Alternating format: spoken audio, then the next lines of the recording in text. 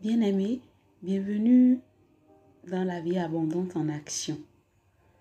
De par cette chaîne, nous aurons des temps d'évangélisation, des partages pour exhorter, pour étudier la parole de Dieu, enseigner également, conformément à la source de la vie abondante, l'auteur du salut éternel, qui est notre Seigneur Jésus-Christ. Nous aurons aussi des temps de prière, selon que le Saint-Esprit nous orientera par sa grâce, pour les personnes en détresse, les affligés, les malheureux, les couples, les familles, les peuples, les nations, etc. Je vous prie de bien vouloir vous disposer afin de participer pleinement à la vie abondante pour également en jouir convenablement. Nous rendons grâce à Dieu qui de par sa miséricorde et sa fidélité nous accorde encore sa grâce pour notre temps dans la vie en abondance. Et aujourd'hui, je me tourne vers le 20e chapitre du livre d'Ézéchiel. Je le lis. C'était la 7e année après la déportation, le 5e mois, le 10 du mois, quelques anciens d'Israël sont venus me voir pour connaître la volonté du Seigneur. Ils se sont assis devant moi. Alors le Seigneur m'a adressé sa parole. Il m'a dit, « Toi l'homme, communique ce message de ma part aux anciens d'Israël. Vous êtes venus pour savoir ce que je veux, n'est-ce pas? Eh bien, aussi vrai que je suis vivant, je ne me laisserai pas interroger par vous. Je le déclare, moi, le Seigneur Dieu. Toi qui n'es qu'un homme, est-ce que tu veux vraiment les juger? Raconte-leur les actions horribles que leurs ancêtres ont commises. Dis-leur, voici les paroles du Seigneur Dieu. Le jour où j'ai choisi Israël, je me suis engagé par serment envers tous les membres de ce peuple. Je me suis fait connaître à eux en Égypte. Voici le serment que j'ai fait. Le Seigneur votre Dieu, c'est moi. Ce jour-là, j'ai juré de les faire sortir d'Égypte pour les conduire dans un pays que j'avais exploré pour eux. C'était le plus beau de tous les pays. Un pays qui déborde de lait et de miel. Je leur ai donné cet ordre, que chacun de vous abandonne les dieux horribles qui attirent ses regards.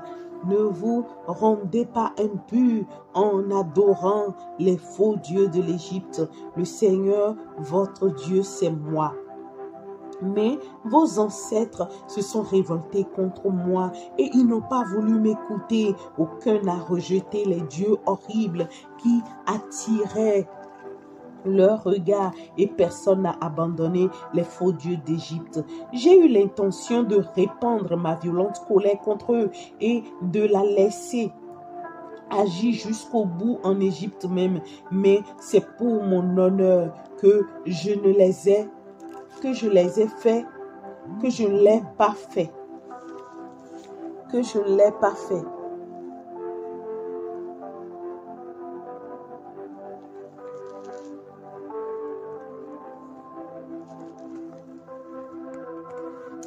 Je ne voulais pas que les peuples parmi lesquels vos ancêtres vivaient me méprisent. En effet, les peuples avaient bien vu que je m'étais montré aux Israélites pour les faire sortir d'Égypte.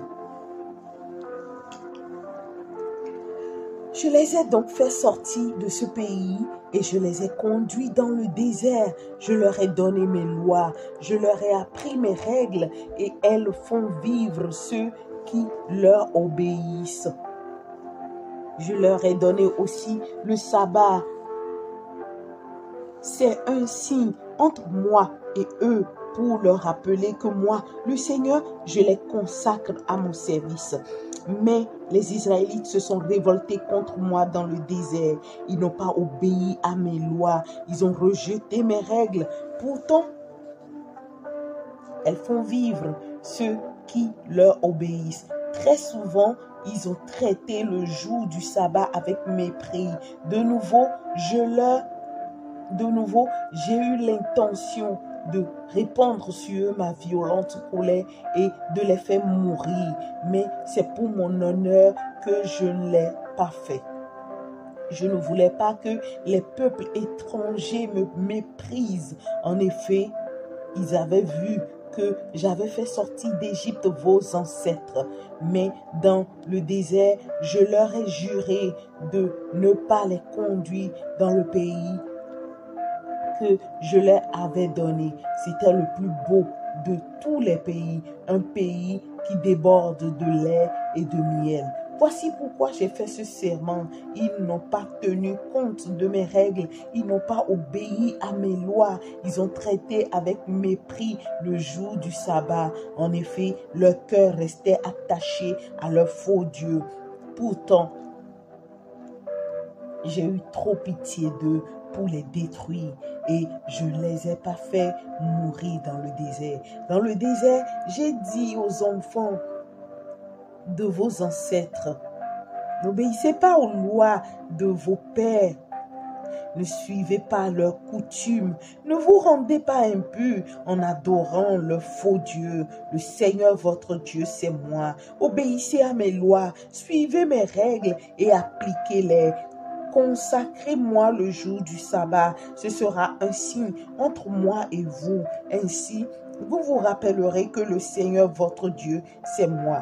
Mais leurs enfants aussi se sont révoltés contre moi. Ils n'ont pas obéi à mes lois. Ils n'ont pas suivi mes règles. Pourtant, elles font vivre ceux qui leur obéissent. Ils ont traité avec mépris le jour du sabbat.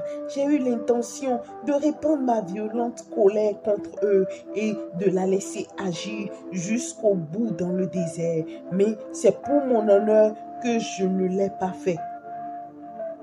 Je ne voulais pas que les peuples étrangers me méprisent. En effet, ils avaient vu que j'avais fait sortir d'Égypte vos ancêtres. Dans le désert, je leur ai juré de les envoyer un peu partout parmi d'autres peuples, dans des pays étrangers. Voici pourquoi je leur ai juré cela. Ils n'ont pas suivi mes règles, ils n'ont pas tenu compte de mes lois. Ils ont traité avec mépris le jour du sabbat. Ils se sont laissés attirer par les faux dieux de leurs ancêtres. Je leur ai même donné des lois qui n'étaient pas bonnes et des règles qui ne font pas vivre. Je les ai laissés se rendre impurs. En effet, ils ont fait des offrandes qui les obligeaient à brûler leur fils aîné. J'ai voulu qu'ils soient effrayés eux-mêmes de ce qu'ils faisaient. Ainsi, ils ont su que le Seigneur, c'est moi. Toi, l'homme, parle aux Israélites. Tu leur diras, voici les paroles du Seigneur Dieu. Vos ancêtres m'ont encore insulté en étant infidèles envers moi. J'ai fait le serment de leur donner un pays et je les ai conduits là-bas. Mais dans ce pays, ils ont vu les sommets des collines,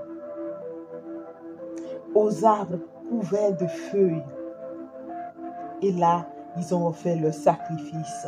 Ils m'ont mis en colère par les dons, par des sacrifices de bonne odeur et des sacrifices de vin qu'ils présentaient à ces endroits. Alors, je leur ai demandé, ces lieux sacrés où vous allez, qu'est-ce que c'est?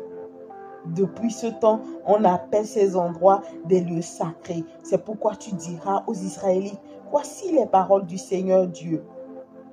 Ne vous rendez pas impurs comme vos ancêtres. Ne vous prostituez pas en adorant les faux dieux horribles. Maintenant encore, quand vous apportez vos dons, quand vous faites brûler vos enfants en sacrifice aux faux dieux, vous vous rendez impurs. Et vous pensez, Israélites, que je vais me laisser interroger par vous? Sûrement pas. Aussi vrai que je suis vivant, voici ce que je déclare. Moi, le Seigneur Dieu, je ne me laisserai pas interroger par vous. Vous dites, nous voulons être comme les autres peuples. comme les gens des autres pays, nous voulons adorer les arbres et les pierres. Mais ce que vous imaginez n'arrivera pas. Aussi vrai que je suis vivant, voici ce que je déclare. Moi, le Seigneur Dieu, j'agirai avec toute ma force et ma puissance. Je répandrai ma violente colère contre vous, et c'est ainsi que je vous dirigerai.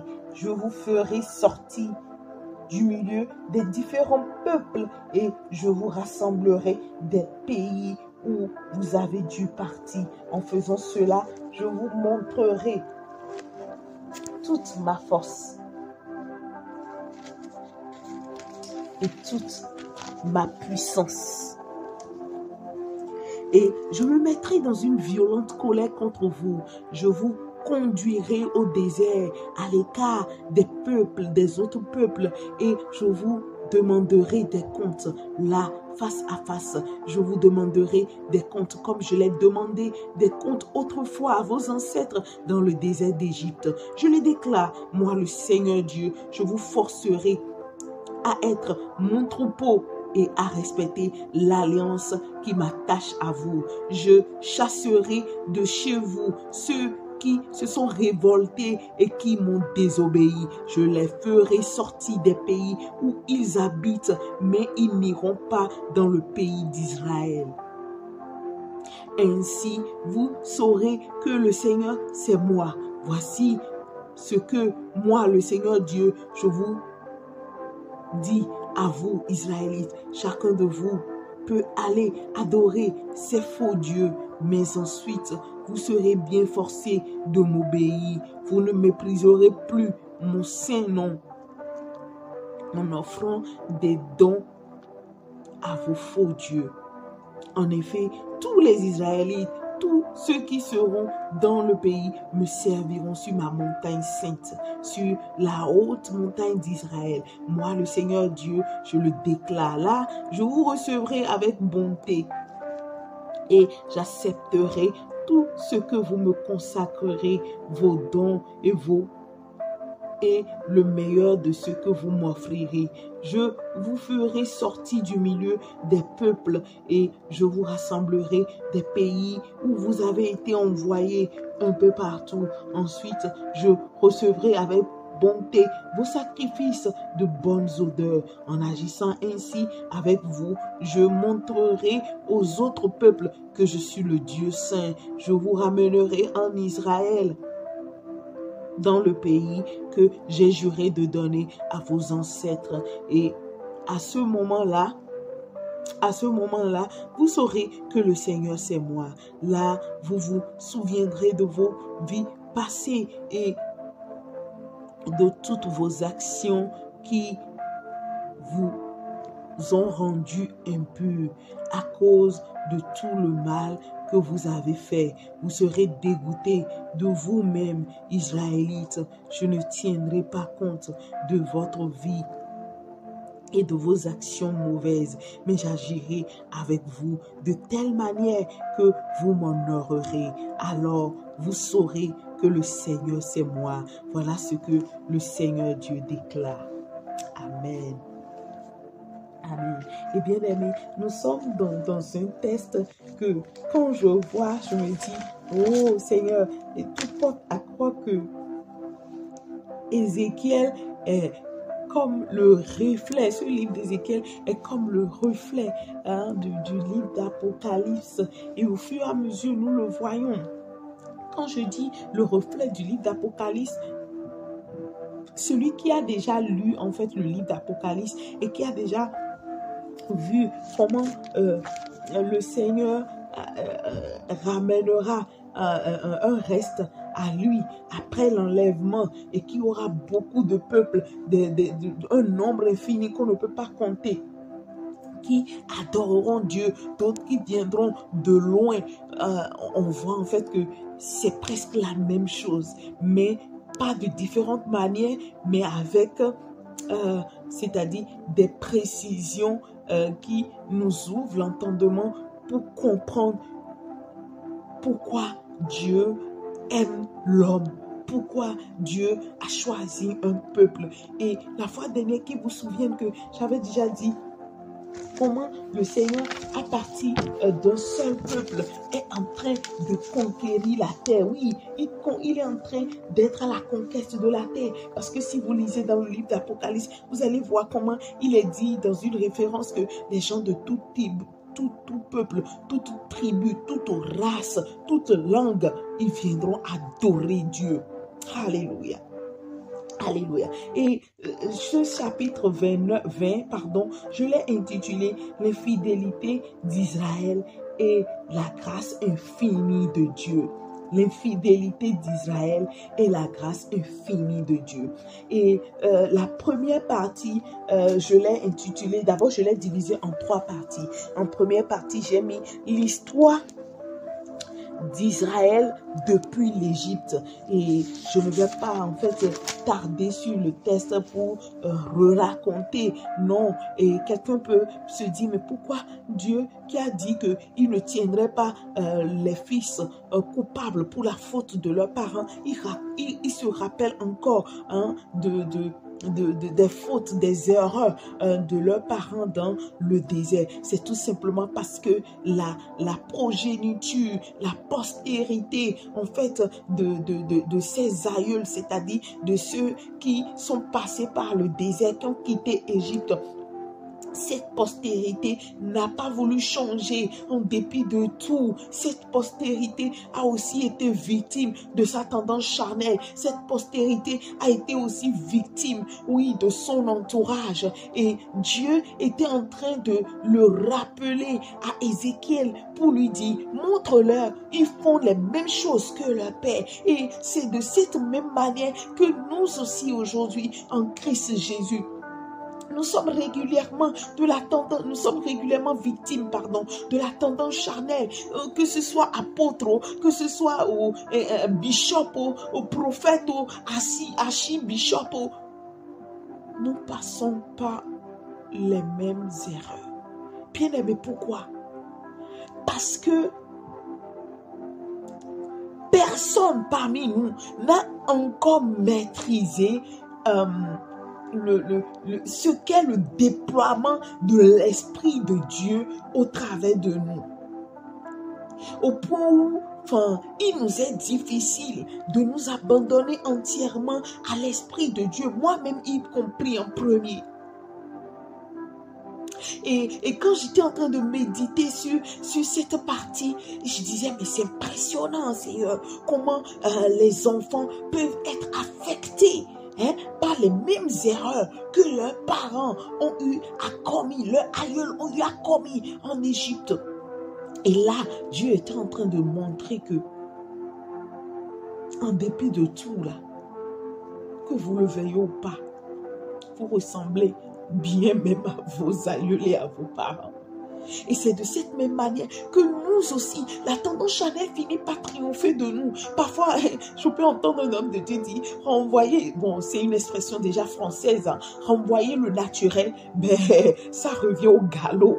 Ça revient au galop. Et c'est ça vraiment qui expose notre vie de misère, notre vie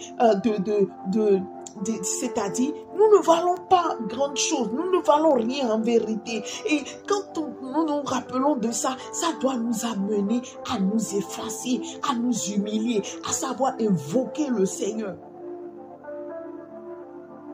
Parce que si vous regardez très bien, vous allez voir comment il a énuméré de plus de 2 fois, comment il est allé les chercher, comment après les avoir cherchés, c'était en fait lui-même qui a mis en exergue les préceptes qu'ils doivent respecter, les choses, comment ils doivent consacrer le sabbat. C'est-à-dire le sabbat, c'est le repos. Et nous, notre sabbat aujourd'hui, c'est notre vie de l'esprit.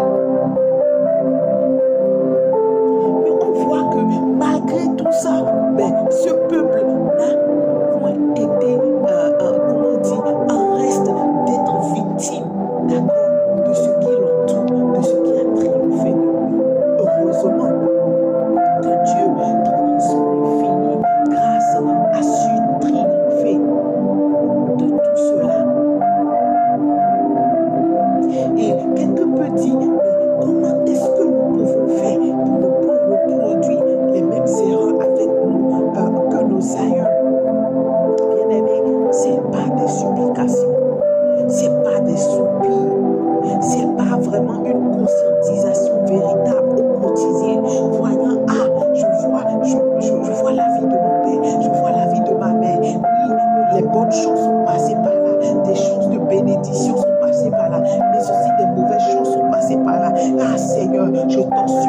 que ces choses qui sont passées par là ne triomphent pas de moi. C'est vrai, peut-être le sang voudra crier au travers de ma vie pour m'attirer à ces choses, mais je te prie dans ta miséricorde que le sang de Christ Jésus triomphe de ces réclamations et que je n'en sois plus victime, non plus celle qui refait les mêmes choses comme mes parents, mes aïeux. Et Dieu aime ça, parce que la Bible dira quelque part que Dieu, il est près de ceux qui ont le cœur contrit.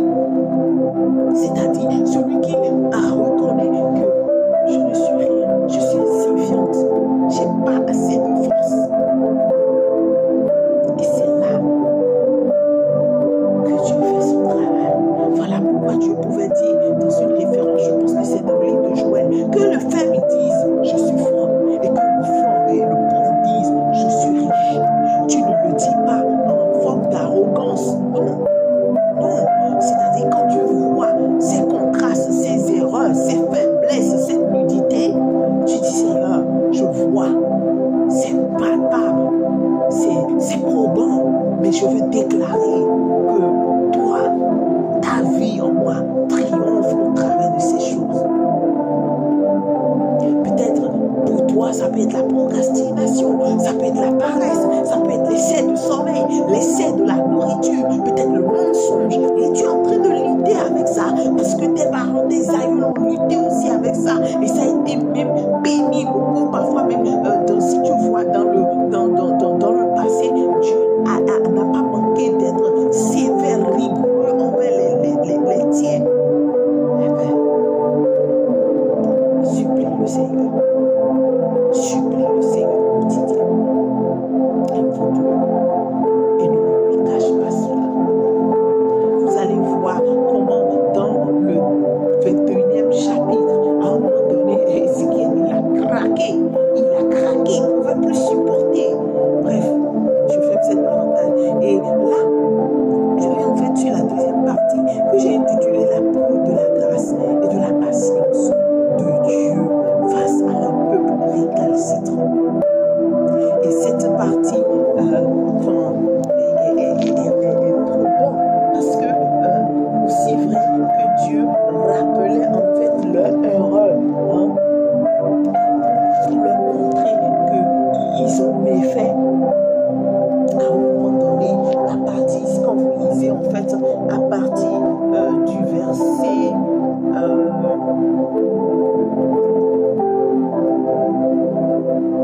22, quand vous prenez par exemple le verset 22, on entend, mais c'est pour mon honneur que je ne l'ai pas fait. Avant ça, je remonte un peu. Mais leurs enfants aussi se sont révoltés contre moi. Ils n'ont pas obéi à mes lois. Ils n'ont pas suivi mes règles. Pourtant, elles font vivre ceux qui leur obéissent. Ils sont traités avec mépris le jour du sabbat. J'ai eu soin de répandre ma violente colère contre eux et de la laisser agir jusqu'au bout dans le désert. Mais c'est pour mon honneur que je ne l'ai pas fait. Je ne voulais pas que les peuples étrangers me méprisent. En effet, ils avaient vu que j'avais fait sortir d'Égypte vos ancêtres. Vous voyez, la grâce de Dieu a triomphé.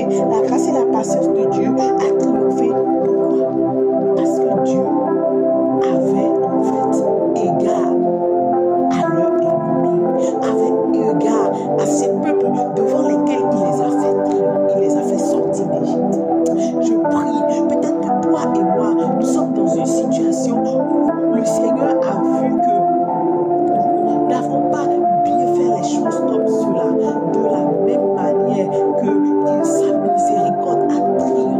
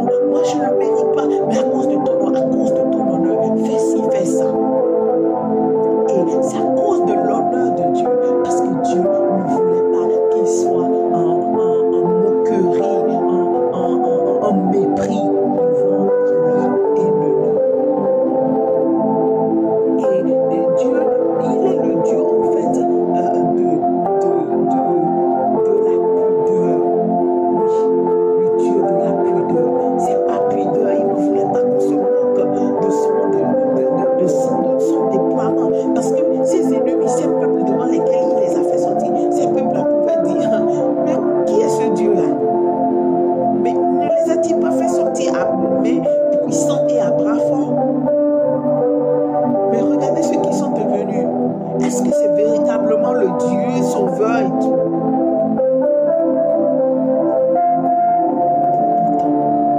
À cause de ce que les gens pouvaient dire en mal, il les a fait sortir de cette destruction.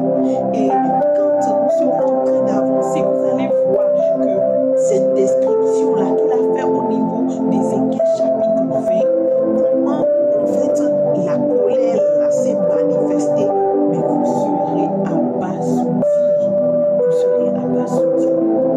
Et la troisième partie, je l'ai intitulée en fait la repentance d'Israël suite à la stratégie rigoureuse de Dieu. Et il pouvait dire à la fin, il a dit en fait qu'il pourra en fait les traiter, mais rigoureusement. Ils seront obligés de respecter son alliance. Et il a dit que quand ils vont s'observer, ils seront en dégoût d'eux-mêmes. Wow.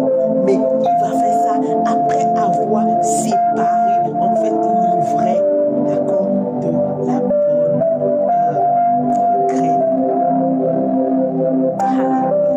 Et ça rejoint exactement la parole, cette parabole qui dit que on ne mettra pas on ne viendra pas vous enlever tout de suite l'ivraie pour que en fait la bonne graine ne soit pas aussi enlevée avec l'ivraie.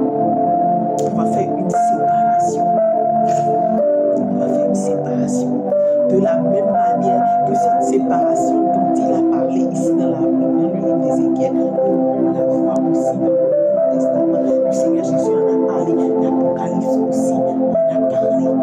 Je prie dans le nom de Jésus que nous soyons maintenus en tant que la bonne graine dans le nom de Jésus. Que Dieu nous garde d'être de l'ivraie devant l'ennemi ou devant même les membres de nos familles dans le nom de Jésus. Mais que quand bien même on sera en train de nous voir peut-être comme de l'ivraie, que Dieu lui nous voit comme une bonne graine et que sa main avec ses soins nous entretienne pour nous garder, pour nous fortifier. Bien aimé, je n'irai pas plus loin que ça. Je vais m'arrêter ici et je vais prier. Seigneur, nous te disons merci pour le livre d'Ézéchiel chapitre 20 où nous voyons, oui, comment tu as détaillé, oui, sur la vie de ton peuple, démontrant que les enfants n'étaient pas au âge des parents. Ils citaient en fait les mêmes vies qui ont été menées, mais pour autant, ta miséricorde a triomphé et nous voyons que c'est pas cette miséricorde que finalement, en dépit de ces contrastes avec ce peuple, tu nous as envoyé le Seigneur Jésus-Christ. Avec nous sommes sauvés. Et alors que le Seigneur Jésus-Christ est arrivé, de la même manière, il y en a qui sont dans le corps de Christ aujourd'hui, qui sont comme de l'ivraie. Loin de moi de les traiter de l'ivraie, mais selon que toi tu les vois, au point où ils ne donnent pas de bons fruits, au point où ils sont en dispute avec ton esprit tout le temps. Oh, je veux prier, toi le Dieu de miséricorde, toi le Dieu qui a si triomphé de ceux qui ont méfait, ceux dont tu as parlé dans ce livre d'Ézéchiel. Je prie dans le corps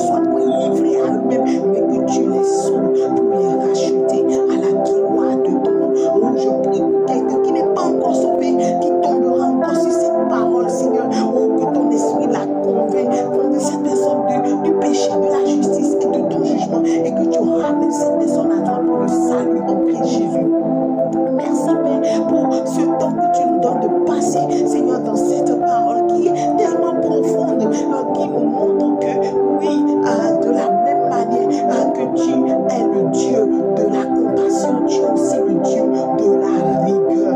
Alléluia, garde-nous de voir en ta rigueur, une destruction. Non, aide-nous à prendre ta rigueur au sérieux et à savoir que c'est pour notre bien, à savoir nous aligner, Seigneur, afin que tu puisses nous conduire à bon port pour la seule gloire de ton nom. Au nom suprême de Christ Jésus. Amen. Amen. Bien-aimés, je n'irai pas plus loin que ça. Recevez mes salutations et recevez tout autant les salutations de notre Seigneur Jésus-Christ. On se dit à très bientôt dans un autre temps de la vie en abondance. Au revoir.